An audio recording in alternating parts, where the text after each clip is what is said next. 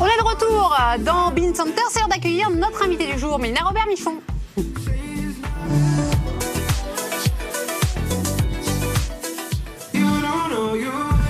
Ouais, quelle entrée avec le petit mouvement du vent dans les cheveux. Bah oui. Comment ça va, Mélina? Ça va, ça va. Je t'en prie. Mélina Robert-Michon, en quête du titre olympique à Tokyo cet été. Ce sera votre 6e Olympiade. Alors, juste pour ceux qui se réveillent après un très très long dodo, parce que vous avez le droit d'être en hibernation. Écoutez, 24 ans de carrière au plus haut niveau pour Mélina. Vous êtes spécialiste du lancer de disque, vice-championne aux Jeux Olympiques de Rio en 2016 et au Championnat du Monde de Moscou en 2013. Vous êtes aussi détentrice du record de France de la spécialité depuis juin 2000 et 19 fois championne de France et maman de 2 enfants. Ce n'est pas anecdotique. Mélina, vous êtes née le 10 juillet 1979 à Voiron dans l'Isère. On va raconter votre vie. Vous savez que j'aime bien faire ça. Oui. Vos parents, Guy et Marie-Noël, étaient éleveurs de vaches spécialisés dans le lait et les céréales, dans la plaine de Bièvre, dans les terres froides. Exactement. Voilà. Et on ressort, évidemment, parce que vous étiez déjà venu il y a 2 ans, les petites photos dossiers que Mélina aime beaucoup, surtout avec des coupes de cheveux. Voilà. Vous avez grandi J'aime mes cheveux maintenant. Vous avez grandi à Colombes, dans l'Isère, et selon vos propres références, une enfance façon Heidi. Un peu, oui. Et pour ceux qui n'étaient pas là lors de votre dernière visite, on a donc une banque d'images dignes de l'INA sur les enfances de tous nos athlètes. Donc n'hésitez pas à nous demander.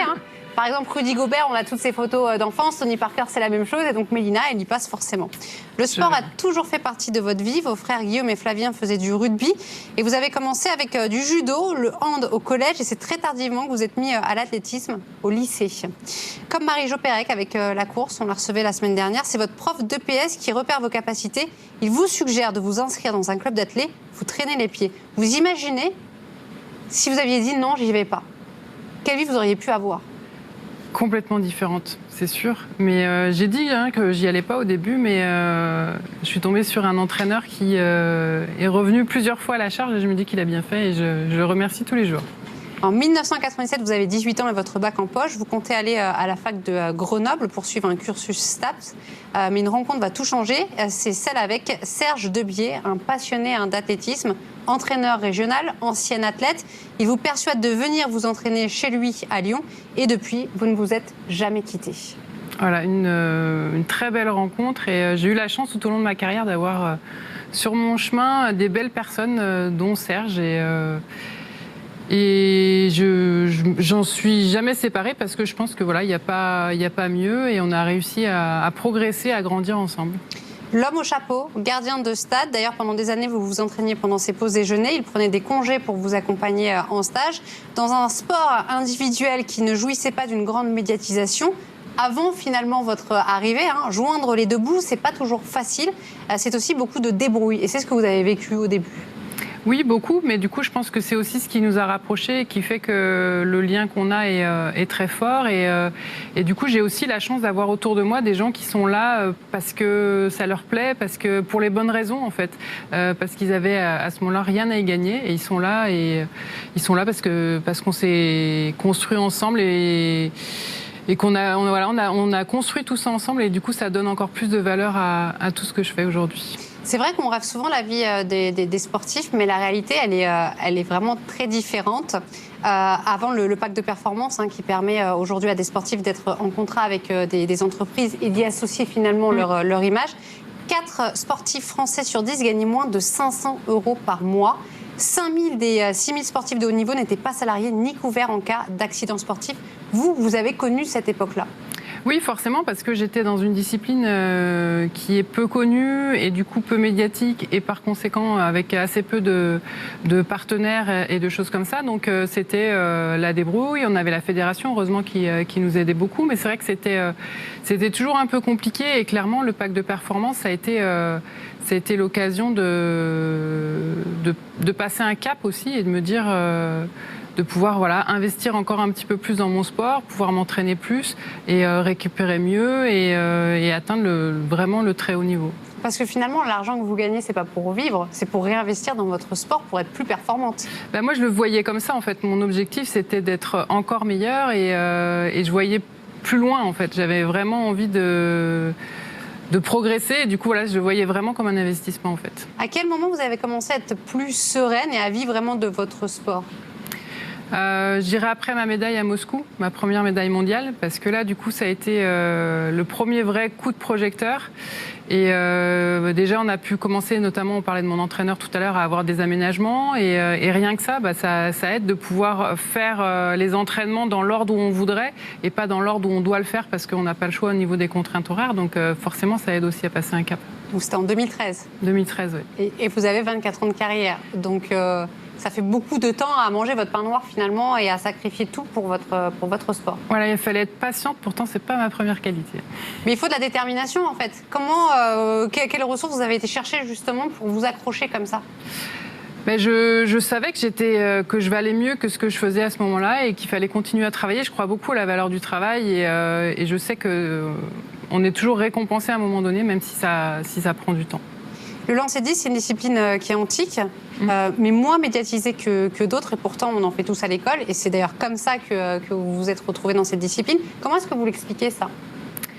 Je pense que c'est un petit peu culturel, c'est-à-dire qu'en France, on est beaucoup axé sprint, demi-fond, ou la course en général, et des pays comme l'Allemagne, ils valorisent beaucoup plus les sports de force, comme les lancers notamment. Donc, je pense qu'il y a surtout chez les femmes, il y a encore l'image de les sports de force, c'est pas fait pour les femmes, et du coup il y a une petite appréhension par rapport à tout ça, et on traîne justement un petit peu ces images d'Allemandes de l'Est qui étaient plus vraiment des femmes. Donc ça c'est quelque chose qui me tient à cœur aussi de mettre en avant, de dire non, c'est plus ça. On peut tout à fait en tant que femme faire du disque et rester féminine et s'éclater dans ce qu'on fait. Je pense que c'est surtout ça qui est important. Aux côtés de Serge Debillier, vous devenez très vite vice-championne du monde junior à Annecy en 1998. Vous avez 19 ans. En 2000, vous avez tout pété. C'est votre année. Record de France, premier titre de championne de France, premier JO, c'était à Sydney. C'est l'année où vous avez pris conscience vraiment de votre potentiel ?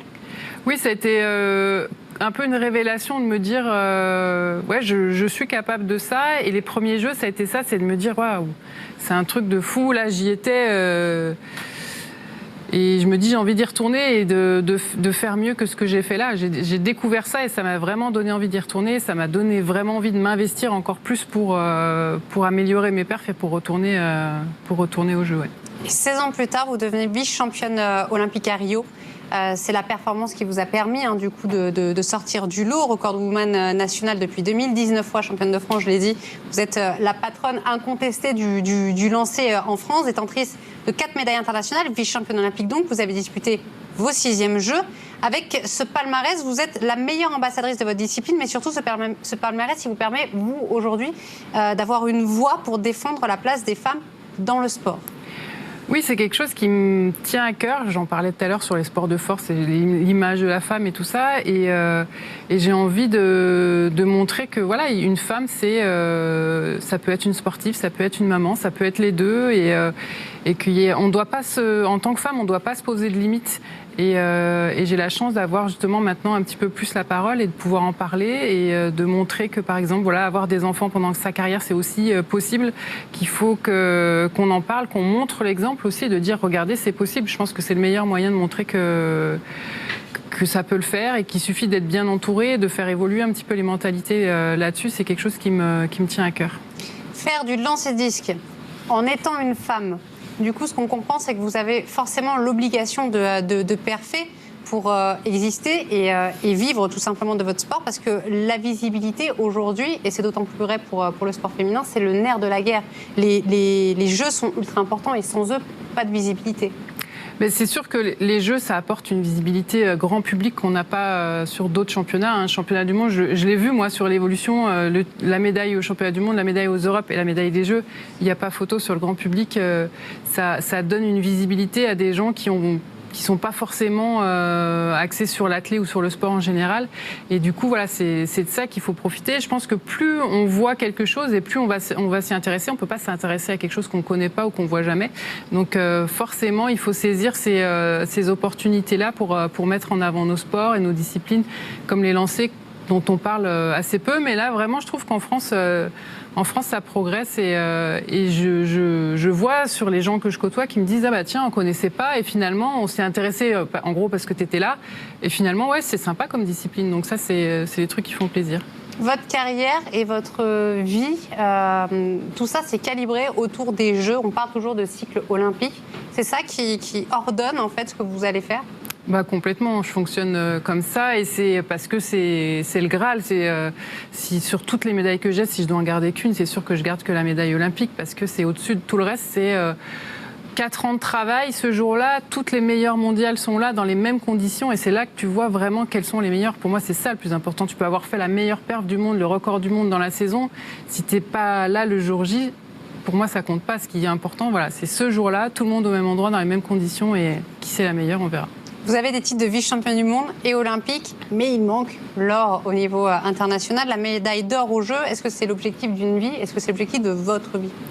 Oui, c'est l'objectif de ma vie sportive, c'est d'aller au bout de ce que je peux faire, parce que je sens, si je continue, c'est pour ça, parce que je sens que je suis pas arrivée au bout de ce que je peux faire, que j'ai encore une marge de progression, et puis j'ai envie, voilà, d'entendre cette Marseillaise, de me dire que ce jour-là, justement, c'est moi qui ai été la meilleure de toutes, et ça me manque encore, donc ça me motive encore un petit peu plus chaque jour. Vous avez réalisé les minima pour les Jeux en janvier 2020. Ils sont toujours valables du coup pour 2021 avec le report ? Oui, ils sont toujours valables et du coup voilà, ça me permet de vraiment me concentrer et d'axer ma préparation sur justement ce fameux jour. Les Jeux donc, ont été reportés une fois à cause de la pandémie et sur ces Jeux plane encore l'ombre de l'annulation parce qu'on ne sait pas du tout de quoi demain sera fait. C'est tout le problème. C'est difficile pour les athlètes de vivre avec le doute, d'entendre des rumeurs. Il y en a une il y a la semaine dernière justement. Et de ne pas pouvoir se projeter. Est-ce que vous arrivez à visualiser, justement ? Je sais que c'est très important pour un athlète, la visualisation. Moi, je pars du principe qu'ils vont se faire. Et on ne sait pas sous quelle forme, mais a priori, ça va se faire. Donc, je pars là-dessus. Et en tout cas, je me prépare pour ça. Donc, on s'adaptera. Hein. Je pense que c'est le maître mot de cette année qui vient de passer, l'adaptation et... Voilà, en tant qu'athlète, je pense que la carrière et l'expérience que je peux avoir m'aident dans ces moments en tout cas un petit peu difficiles où tout change tout le temps et je me dis que ça peut être qu'un plus. Tout ce que j'ai vécu, ça va m'aider justement à vivre tout ça et quoi qu'il en soit, moi je suis concentrée sur cette finale olympique. Vous avez des repères justement par rapport à toute votre expérience. Pour vous, les Jeux ils doivent se dérouler absolument. Bah oui, forcément, en tant qu'athlète, je vois pas un athlète dire qu'il faut pas que les Jeux aient lieu. Après, sauf si vraiment ça met en danger des gens ou des choses comme ça. Mais je pense que c'est important. Ça redonne aussi, ça serait aussi l'occasion de redonner un peu d'espoir à tout le monde, justement de sortir un petit peu de cette spirale, de voir tout qui s'annule au fur et à mesure, d'avoir cet événement-là. Je pense que voilà, ça redonnerait un petit peu le sourire à pas mal de monde. Le report des Jeux en 2021 n'a pas eu que des conséquences négatives puisque vous avez décidé de poursuivre votre carrière jusqu'aux Jeux de 2024. À quel moment vous avez pris cette décision ? Je pense que j'ai commencé à y réfléchir justement quand les Jeux ont été annulés, puisque je me suis dit je voulais pas finir sur les Jeux, je voulais faire encore une année après les Jeux, c'était prévu comme ça. Je me suis dit ça sera toujours le cas. Donc après, il reste 2 ans. Et ce qui fait vraiment la différence, c'est que ce soit les Jeux à Paris. Parce que je pense que si ça avait été n'importe où ailleurs, la question ne se serait peut-être même pas posée. Mais là, de me dire que j'ai peut-être la possibilité de participer à des Jeux en étant presque à domicile, de pouvoir partager ça avec tous mes proches, toute ma famille, c'est quelque chose qui fait la différence. De me dire, voilà, c'est des moments qui sont tellement forts sur tous les Jeux que j'ai faits. À part mon compagnon, les autres membres de ma famille n'ont jamais pu être là parce que trop loin, trop compliqué. Voilà. Donc là, je me dis, ça serait vraiment l'occasion. On devait avoir les championnats d'Europe à Paris cet été qui ont été aussi annulés. Et je pense que ça a été aussi un déclencheur supplémentaire de me dire, voilà, on avait prévu cette belle fête-là à ce moment-là. Et de me dire, peut-être que ça vaut le coup d'attendre un petit peu et de l'avoir à Paris. Sur des Jeux, en plus, c'est quelque chose qui est juste fabuleux. Donc... Voilà, la motivation, elle est là. Et en plus, je sens que c'est pas comme si je sentais que vraiment cette année supplémentaire, elle me coûtait et que c'était dur. Là, vraiment, je sens que je m'éclate toujours autant dans ce que je fais. Je me lasse pas et je me dis, avec toute cette situation compliquée, j'arrive encore à être motivée. Je me dis que j'ai sûrement encore des choses à faire. Après, il faudra se qualifier. Vous aurez 45 ans. À vous aussi, tu ne me parles pas d'âge, en référence à Kylian Mbappé. Est-ce que ça ne met pas aussi en exergue peut-être un manque de concurrence aujourd'hui en France sur le lancer de disque ? Oui, ça peut. Après, on a la chance d'être un sport, c'est mesuré, maîtrisé. C'est-à-dire que si tu fais ta performance, on sait que tu as le niveau. Donc, c'est différent par rapport à un sport d'équipe qui est complètement un peu plus subjectif, où on peut se dire, bah non, tiens, on va laisser plutôt la place aux jeunes. Là, je suis là, mais ça n'empêche pas aux autres d'être là aussi, puisqu'il y a 3 places sur des championnats comme ça. Donc, moi, je rêverais de ne pas être toute seule, ni pour les Jeux de Tokyo, ni pour les Jeux de Paris. Donc, je sais que je prends la place à personne et que voilà, si je fais mes minima, si je réalise les performances demandées, il n'y a pas de raison. De toute façon, si je continue, c'est pour être performante, c'est pas pour être juste là, parce que j'en ai déjà fait plein des jeux et moi, ce que j'ai envie dans ces jeux-là, c'est de retrouver ce que j'ai vécu à Rio. C'est toucher du doigt ce podium, d'être là à la bataille pendant le concours. Voilà, c'est pas juste pour être là et faire partie de la fête. Non, moi, je veux le podium et je veux la médaille. Le lancer de disque, c'est la recherche du geste parfait. D'ailleurs, vous avez aussi un préparateur physique, Jérôme Simion, et je sais que vous aimez bien qu'on en parle, qui est qualifié, lui, d'iconoclaste dans le milieu. Vous travaillez avec lui depuis 1998. C'est aussi le préparateur physique de Kevin Mayer, qui, comme vous, a décroché l'argent à Rio sur Décathlon. Jérôme, il privilégie le travail du geste plutôt que du muscle. C'est aussi ce qui explique votre gabarit aujourd'hui, que vous en parliez tout à l'heure, qui est moins imposant qu'à certaines époques, ou en tout cas que ceux de vos rivales. Il y a une démarche globale sur la mécanique de l'athlète. La muscu, en fait, elle est au service du lancer. Le but, c'est de lancer loin. C'est pas d'être le plus fort sous les barres ou le plus fort en muscu. Donc il faut souvent en lancer, on a justement tendance à se tromper parce qu'on dit oui, c'est un sport de force, il faut être fort, alors que le disque, c'est que 1 kilo pour les femmes. Donc le but, c'est vraiment de savoir utiliser toute la force qu'on a au bon moment et dans le bon tempo. Et Jérôme, il est vraiment dans cette démarche d'aller chercher, d'optimiser vraiment toutes les qualités qu'on a pour que ce soit vraiment au service du lancer et pas juste pour faire joli ou pour être fort. Il faut vraiment que ça se rentabilise dans le disque. Et l'équilibre, il est ultra important. Oui, c'est vrai que le lancer, c'est un sport qui allie des qualités qui, à la base, vont pas ensemble. La force, la vitesse, l'explosivité, le relâchement, c'est des choses qui peuvent paraître un petit peu opposées. Et la difficulté, c'est d'arriver à allier tout ça pour qu'on progresse et progresser un petit peu dans chaque, sans vraiment déstabiliser l'autre qualité non plus. Donc c'est vraiment un travail de minutie et de patience que mes coachs allient plutôt pas mal. On est un peu sur une métaphore de votre vie. Parce que l'équilibre, il est tout aussi important dans votre vie. Pour vous, le sport de haut niveau doit être conciliable avec des projets personnels, vous l'avez dit, comme la maternité. Mais il y a quand même une différence qui persiste. Si un homme peut devenir champion olympique et papa le même jour, ce n'est pas le cas pour une femme encore aujourd'hui. Vous avez 2 enfants, Elissa et Nora. La dernière fois que vous étiez venue, d'ailleurs, vous étiez enceinte de Nora. C'est ça. Pour les avoir, vous avez dû tout planifier. Vous avez dû vraiment vous dire, OK, je vais les faire à ce moment-là, ou est-ce que vous êtes malgré tout laissé porter ? Il y a une part de planification parce que je me voyais pas avoir ce projet-là, par exemple, sur une année olympique, parce que c'était pas le bon moment. Mais voilà, c'est quelque chose qu'on a prévu avec mon compagnon et on s'est dit, voilà, dans l'idéal, ça serait à ce moment-là.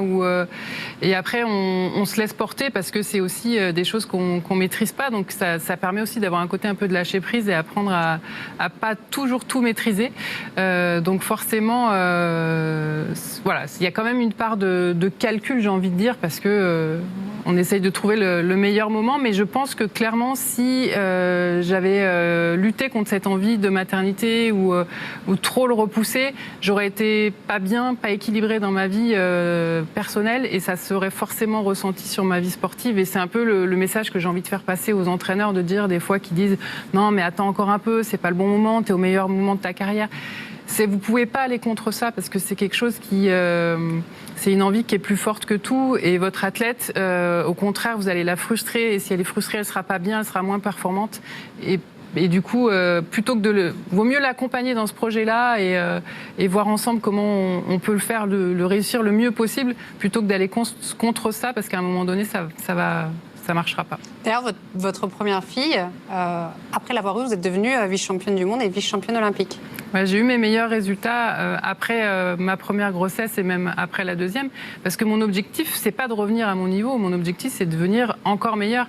C'était vraiment montrer que c'est possible et qu'il n'y a pas de raison que ça marche pas en fait. Il faut arrêter, il faut casser un peu cette idée préconçue que la maternité va vous faire perdre, ou vous reviendrez moins forte, vous reviendrez moins vite, vous reviendrez... Non, c'est le meilleur moyen de le montrer, c'est de le faire en fait. Vous avez peut-être un petit conseil justement pour celles qui sont enceintes et qui ont arrêté peut-être le sport, je ne sais pas, ou qui pensent qu'elles ne pourraient pas retourner au sport juste derrière, parce que respect éternel. Mais j'imagine qu'il y a une clé là-dedans. Je pense c'est pas du hasard. Non, il n'y a pas le hasard. Je pense que l'entourage joue beaucoup. C'est justement, j'ai des entraîneurs qui m'ont accompagnée pendant toutes ces grossesses, qui ont adapté, qui sont creusés la tête de voir qu'est-ce qu'on peut faire, pas faire, qui sont posés les bonnes questions et qui sont jamais dit, surtout, c'est pas possible. Je pense que c'est ça le plus important. C'est il faut être à l'écoute de son corps. Il faut pas faire n'importe quoi. On est d'accord, mais voilà, il faut le faire comme on le sent, chaque grossesse est différente. J'ai eu la chance d'avoir 2 grossesses qui sont super bien passées, et de pouvoir continuer à m'entraîner, à m'entretenir même, je dirais, à la fin. Mais ça fait du bien, en tout cas. Et je pense que ça permet d'avoir une grossesse qui se passe bien, parce qu'on ne peut pas se priver de ce qu'on a l'habitude de faire pendant tout ça. Donc il faut prendre le temps, il faut pas se prendre la tête, il faut pas se mettre la pression non plus. Je pense que c'est important. Il faut pas vouloir griller les étapes, parce que c'est là, finalement, en général, où on perd du temps. En revanche, après votre 2e grossesse, vous avez perdu votre contrat avec votre équipementier. Dans votre contrat, il y avait, comme pour beaucoup d'autres d'ailleurs, des objectifs de performance. La grossesse, en fait, elle était considérée, à l'époque du moins, comme une blessure. Est-ce que les choses ont évolué depuis 2018 là-dessus ? Et au niveau personnel, justement, avec votre équipementier? Oui, il y a eu beaucoup d'évolutions et c'est vrai que c'était des contrats qui étaient comme ça depuis longtemps. Finalement, on s'était jamais vraiment posé la question, parce qu'avant, ça ne se faisait pas d'avoir des enfants ou très peu. Et c'est justement un sujet aussi qui me tenait à cœur et sur lequel on a travaillé avec mon équipementier qui est Nike pour voir comment on peut évoluer là-dessus. L'intérêt, c'est ça en fait. C'est pas de dire c'est nul, machin. Non, c'est de discuter ensemble, de voir qu'est-ce qu'on peut faire évoluer, comment on peut faire avancer les choses. Et ça, c'est aussi des choses qui font plaisir, de voir que les mentalités évoluent et que maintenant, on a pu travailler ensemble, discuter, échanger et faire avancer un petit peu ce sujet-là. Et maintenant, c'est vrai qu'on le voit pratiquement chez tous les équipementiers, c'est des choses qui sont plus tabous en fait, parce que je pense que c'était une méconnaissance en fait de tout ça, parce que ça se faisait pas avant. Donc voilà, l'avantage c'est de faire avancer les choses, on voit que c'est possible, et puis maintenant un jour ça deviendra presque normal. C'est une fierté ça aussi d'avoir ouvert la voie? Oui, je ne suis pas la seule, il y en a eu beaucoup d'autres, mais oui, c'est une fierté de voir qu'on apporte un petit peu sa pierre à l'édifice, et pour des sujets qui tiennent à cœur comme ça. Vous êtes dans un sport qui est un sport de quête de record. Vous détenez le record de France de 62,08 mètres à 66,73. Donc c'était en août 2016 à Rio. Chez les femmes, le record du monde a été réalisé par une athlète de l'Allemagne de l'Est, Gabrielle Reinsch, en 1988, 76,80. Alors on va dire qu'en 1988, l'époque n'était pas la même, elle était plus trouble. Oui. D'ailleurs, une seule lanceuse depuis a dépassé 70 mètres depuis 1999. Et le record du monde, Jürgen Schult, en 1986, est inférieur justement à celui de cette dame. Il est à 74,08 mètres. L'image de votre sport a souvent été ternie par cette histoire de dopage. Dans votre discipline, il y en a une qui truste quasiment, vous savez déjà où je vais, toutes les médailles d'or. C'est la double championne olympique, double championne du monde et quadruple championne d'Europe, la Croate Sandra Perkovic, contrôlée, elle, positive en 2011 à une substance psychostimulante, avant d'être suspendue 6 mois, puis de se bâtir ce très joli palmarès. À quel type de test aujourd'hui vous êtes soumis? Est-ce que on peut dire que la discipline est sûre? On ne peut pas dire qu'elle est sûre à 100%, parce qu'il y aura toujours des gens qui ont cette volonté de tricher, comme dans la vie en général. C'est toujours possible de passer entre les mailles du filet? Je pense, oui. Ça devient de plus en plus compliqué, mais on le voit, nous, sur les performances justement des lanceuses, qui sont redevenues humaines et féminines, j'ai envie de dire, par rapport justement avant, où 70 mètres, c'était de la rigolade, et je pense qu'il y avait 10 athlètes qui étaient capables de faire ça sur une saison. Maintenant, on est quand même sur des performances qui sont plus de pointe, Et moi, je le vois, hein, on est contrôlé en stage à la maison. Je fais partie du groupe cible, c'est-à-dire qu'on doit se localiser tous les jours. On sait, on a 1 heure dans la journée où on doit être joignable et prêt à faire un contrôle antidopage. Je sais qu'ils sont venus encore samedi dernier chez moi. Donc voilà, je sais que ça progresse et tant mieux. Après, oui, il y a toujours, on peut pas être sûr à 100%, mais quand même. Je me rends compte sur les performances, en tout cas, que ça évolue et je comprends même pas en fait comment il y en a qui peuvent encore essayer par rapport à tout ce qui est mis en place et maintenant toutes les méthodes qui existent de lutte contre le dopage. Donc vous dites pas que la lutte est vaine pour aller chercher cette médaille d'or? Non, forcément. Moi, je vois sur les performances que je réalise, si je les avais fait il y a 20 ans, peut-être que j'aurais même pas été finaliste dans tous ces championnats. Donc je sais que ça a évolué et il faut continuer dans ce sens-là pour que voilà, un jour on soit tous égaux au départ de la compétition. En 2016, aux Jeux de Rio, vous n'êtes pas passé loin parce que Sandra Perkovic a foulé la catastrophe. Un seul de ces 6 essais a été validé, celui de la victoire, les 62,21. Vous aviez pris l'argent, on se souvient tous évidemment de vos larmes de joie. 2021, est-ce que vous sauriez vous contenter d'une médaille d'argent? Je la prendrai, il n'y a pas de souci, mais si je peux aller chercher la médaille d'or, en tout cas c'est pour ça que je m'entraîne. Je sais que ça va être dur, je sais qu'il faudra que je sois bien au-delà des 66 mètres que j'ai pu faire pour l'instant, mais voilà, c'est aussi un challenge et c'est ce qui me fait avancer, c'est ce qui me motive. Donc je la prendrai, mais si elle peut être en or, c'est quand même beaucoup mieux. On a raconté votre histoire, c'était Il était une fois Mélina Robert-Michon. De quoi vous êtes le plus fier aujourd'hui? De tout ça, de tout le parcours, d'avoir jamais lâché. Parce que je pense que voilà, ça a pris du temps. Il y a beaucoup de fois où je me suis dit non mais là j'en ai marre, j'arrête. Et finalement la passion et l'amour de ce que je fais était plus forte que tout ça. Donc je me dis que j'ai bien fait de pas lâcher l'affaire. Vous êtes venu plusieurs fois, j'ai jamais eu l'occasion de faire l'interview vérité. Ouh là là. Vous avez dit toute la vérité avec la vérité? Oui. C'est bien parce que ça va continuer.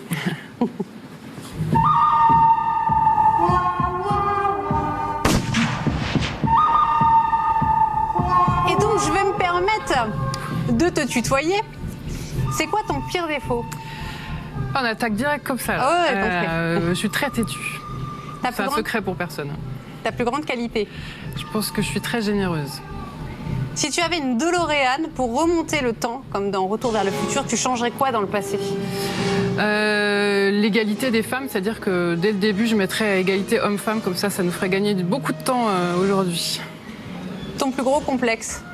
Ça a longtemps été ma taille et ma carrure, justement, avec des épaules un petit peu imposantes. Et le sport m'a aidé, justement, à accepter tout ça. C'est la semaine olympique et paralympique. Et il y a quelque chose que je trouve super intéressant, qui revient systématiquement dans toutes les interviews. C'est que tous athlètes, finalement, ce qui était au départ votre complexe, est devenu votre force. Mais c'est l'intérêt du sport, c'est la capacité à pouvoir accepter ce qu'on est et à faire, justement, d'une faiblesse qu'on pensait une faiblesse, une force. Et devenir la meilleure version de soi-même. Voilà. Qu'est-ce que tu détestes faire? Mes sacs. Quand je pars en voyage, défaire, c'est pas mon truc. Bon là, du coup, tu as été un peu tranquille. Voilà, du coup, c'est au moins l'avantage du Covid. J'en ai fait beaucoup moins. Le numéro le plus connu dans ton téléphone, ça c'est pour Charlotte, pour pouvoir caler la prochaine interview. Caroline Garcia, donc, si tu nous regardes. Très bien. Bon, elle est loin, elle est en Australie. Voilà, ça va être compliqué en ce moment. La chanson qui te fait te lever systématiquement pour danser? Black Eyed Peas. On avait anticipé. Ouais. Je vais pas te demander de te lever. Non, j'avoue que pour la danse et le chant, le jour où ils ont distribué les compétences, j'étais pas là. Si tu étais une actrice, tu serais qui? Julia Roberts. Je trouve la classe. Si tu étais un homme? Alors ça, franchement, je sais pas. Il n'y a pas de... Peut-être un mec comme Barack Obama, parce qu'il a fait avancer plein de choses et il a cette capacité à paraître super simple, alors que c'est quand même un personnage énorme. Mais non, après, j'ai du mal à me projeter sur quelqu'un d'autre. Mais... Barack Obama, la politique, tout ça, c'est vrai que tu as une capacité à passer des messages et à lutter pour la cause féminine, clairement. Ça t'intéresserait, toi, dans quelques années, justement, après ta carrière, d'embrasser une carrière politique? Je pense pas. Parce que je pense qu'il y a un côté trop contraint par rapport à tout ça, où justement, tu as plein d'idées, tu as envie de faire plein de choses et tu es très limité par le cadre qu'il y a autour de tout ça. Donc pour l'instant, non, mais on verra. Ta chanson préférée au karaoké? Jean-Jacques Goldman. C'est pour toute mon adolescence. On va pas te demander de chanter. plus. Tu sais que j'ai plus le droit de chanter en fait. C'est vrai? Non, chez mon chef Stéphane Missin, il veut pas que je chante. Ah d'accord. Mais moi non plus, c'est pas une bonne idée. Je vous épargnerai ça. Si tu devais nommer ton sportif greatest of all time, ce serait qui? Je dirais Michael Jordan parce qu'il a eu justement cette capacité à faire sortir son personnage de son sport. Moi qui suis pas spécialement fan de basket, il m'arrivait d'aller voir des vidéos, des trucs de ce qu'il faisait. Et puis j'aime aussi ce qu'il fait de sa notoriété, c'est-à-dire qu'il partage, il fait de cette notoriété quelque chose de bien. Et ça, je trouve, c'est ce que j'admire chez les sportifs. Si tu devais recommencer, tu ferais quoi? J'aimerais changer, j'aimerais me servir de tout ce que je sais pour commencer déjà avec toute cette expérience parce que du coup je me dis que ça serait encore mieux. Mais en même temps j'aime le parcours que j'ai eu, j'aime ce que je suis devenue aujourd'hui, donc je me dis que je changerais pas tant de choses que ça. C'est la fin de cette interview. Ça va, c'était pas trop compliqué. Est-ce que tu aurais un dernier message à faire passer en cette semaine olympique et paralympique? Osez quoi, lancez-vous. Du sport, on a la chance d'avoir en France plein de disciplines différentes, plein de clubs qui sont prêts à vous accueillir et vous allez forcément trouver un truc qui vous plaît, qui va vous permettre de vous réaliser. Alors vous ne serez pas tous champions ou championnes, mais en tout cas on a toujours quelque chose à y gagner. Donc le sport c'est vraiment important et il faut en faire, il faut pour partager, pour échanger. C'est un tel plus pour la vie en général que il faut que ça soit encore plus mis en valeur. On est à 174 jours des Jeux Olympiques qui devraient se dérouler donc à Tokyo. Tu as d'autres sorties de prévues? Est-ce que tu as une visibilité, toi, sur ton calendrier sur ce qui va se faire? Alors, ça avance un petit peu au jour le jour. Là, on a les championnats de France hivernaux qui auront lieu à Salon de Provence le week-end du 20-21 février. Pour un 20e titre, c'est ça? Je l'espère. On est un peu comme tout le monde, on s'adapte au fur et à mesure, mais j'espère qu'ils auront lieu. Et après, il y a la Coupe d'Europe qui sera au mois de mars au Portugal. Et j'espère l'occasion de retrouver un petit peu justement mes concurrentes étrangères qui me manquent quand même. Même celles qui te battent. Voilà, exactement. Non, mais c'est vrai, on a besoin c'est ce qui nous fait progresser. Et cette émulation vraiment commence à manquer. Merci beaucoup, Mélina, d'avoir été avec nous. On te laisse repartir du côté de Lyon, où t'attendent justement tes deux princesses. Exactement. Et ton chéri. Nous, on va faire une petite pause. On va se retrouver dans quelques instants pour notre Game Time du jour. C'est l'Atalanta qui reçoit la Lazio de Rome. On sera avec Pipo Genin et Greg Pesley, évidemment, avec Louisa Nessib. À tout de suite.